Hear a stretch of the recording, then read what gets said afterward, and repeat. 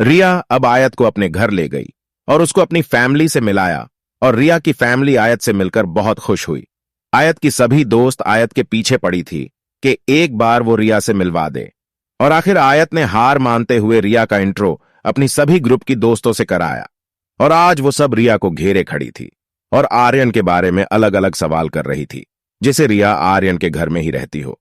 तब एक जरा नाम की लड़की ने पूछा, अच्छा रिया, ये बताओ, जैसे सब कह रहे हैं तुम आर्यन शाह की फैमिली पार्टी में भी जाती हो और तुमने आर्यन शाह को फेस टू फेस देखा है, क्या ये सच है? तब रिया ने कहा, हाँ जाती हूं, लेकिन आर्यन अपनी फैमिली पार्टी में मौजूद नहीं होता। वो ऑस्ट्रेलिया में ही रहता है क्योंकि वो NRI है, अपनी फैमिली से कम मिलता है। बस एक बार उसको मैंने देखा था जब आर्यन के भाई कमल की शादी मेरे बहन की दोस्त नताशा से हुई, तब उसको मैंने दूर सा 5 मिनट के लिए देखा और तभी वो फौरन चला गया। तब जारा ने कहा, क्या तुमने उसका ऑटोग्राफ या फोटोग्राफ नहीं लिया? तब रिया ने कहा, यार वो इतना आम आदमी कहा कि कोई भी उसका ऑटोग्राफ ले ले। जब शादी में आया था तो चारों तरफ उसके गार्ड लगे हुए थे और आते ही उसको उसके करीबी लोगों ने घेर लिया। हमारी तो नौबत भी नहीं आई उस तक पहुंचने की। अब आयत ने रिया से पूछा, अच्छा रिया, एक बात बताओ, जिस तरह ये सब लड़कियां आर्यन के पीछे मरी जा रही है, क्या तुम आर्यन को पसंद नहीं करती? क्योंकि मैंने तुम्हारे अंदर कोई इंटरेस्ट नहीं देखा। आर्यन को लेकर तब रिया ने कहा, मैं भी आर्यन की फैन हूं, उसको पसंद करती हूं, लेकिन मैं सच्चाई पसंद भी हूं और सच ये है, मैं उस चीज के पीछे नहीं भागती जो मुझे हासिल नहीं हो सकती। आर्यन आसमान का चमकता सितारा है और हम सब मिट्टी का फूल, हम लाख कोशिश कर ले उस सितारे तक नहीं पहुंच सकते, इसलिए अपना टाइम उस चीज के पीछे क्यों वेस्ट करे जो मिलनी ही नहीं। तब आयत ने अपनी दोस्तों से कहा, कुछ सीखो रिया से और तुम भी होश की दुनिया में आ जाओ। तब ग्रुप की एक लड़की जुबी ने कहा, ऊपर वाले उठा ले मुझे और फेंक दे, मुझे ऑस्ट्रेलिया में मेरे आर्यन के पास जो कभी हासिल नहीं होने वाला। और उसकी अदा को देखकर सारी लड़कियां हंसने लगीं। आज आर्यन के चाहने वालों के लिए बहुत बड़ी खुशखबरी थी, क्योंकि आर्यन शाह का टीवी पर लाइव इंटरव्यू चल रहा था।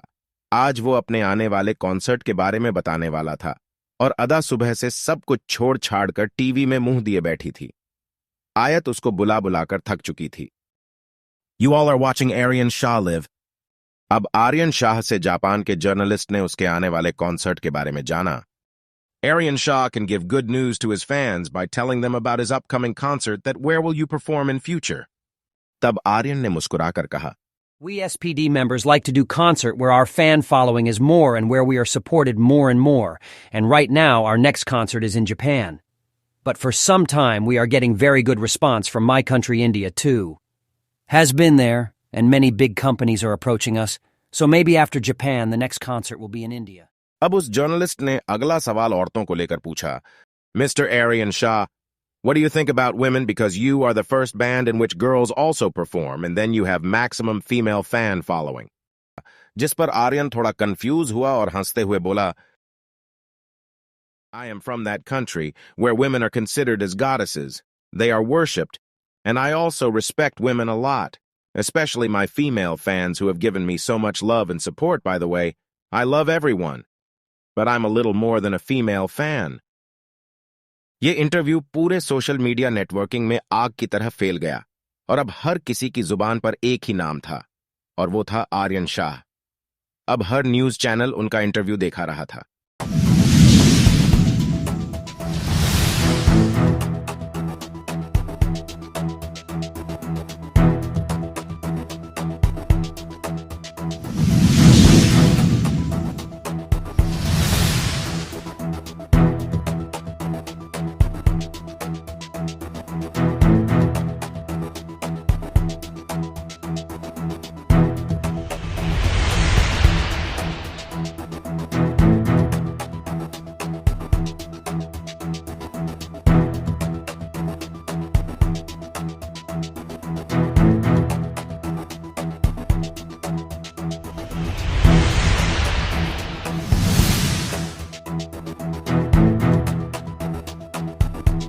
और ये सब देखकर अदा तो खुशी से पागल हो गई कि आर्यन शाह इंडिया में भी कॉन्सर्ट कर सकता है। इसका मतलब उसको भी अब आर्यन शाह को लाइव देखने का मौका मिल जाएगा। और उसको पागलों की तरह चीखता देख आयत और उसकी मां आई और आयत ने गहरी सांस लेते हुए कहा, ये तो हो गई पागल। और अब अदा झूम झूम कर आर्यन शाह के लिए गाना गा रही थी।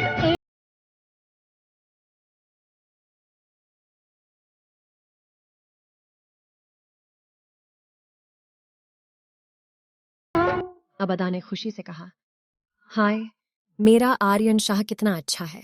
वो औरतों की कितनी इज्जत करता है, उनको देवी मानता है। अब आयत ने कहा, ख्वाबों की शहजादी होश में आ जा। ये लोग कैमरे के सामने कुछ और होते हैं और पीछे कुछ और। अब अदा ने कहा, बूढ़ी रूह, तू कभी मेरे आर्यन को अच्छा मत बोल देना। और अदा जलकर बाहर चली गई, क्योंकि अब उसको अपनी दोस्तों में ये सब डिस्कस करना था। हमारी वीडियो हफ्ते में 2 बार आएंगी, वेडनेसडे और सैटरडे। और तब तक के लिए हमारी कहानी के साथ बने रहे। Thank you. आपको ये हमारी कहानी कैसी लगी प्लीज कमेंट बॉक्स में जरूर बताएं। और अगर आप इस खूबसूरत रोमांटिक नॉवेल को कंटिन्यू रखना चाहते हैं तो प्लीज हमारे चैनल को लाइक करें, सब्सक्राइब करें और घंटे का बटन दबाना ना भूलें। Thank you.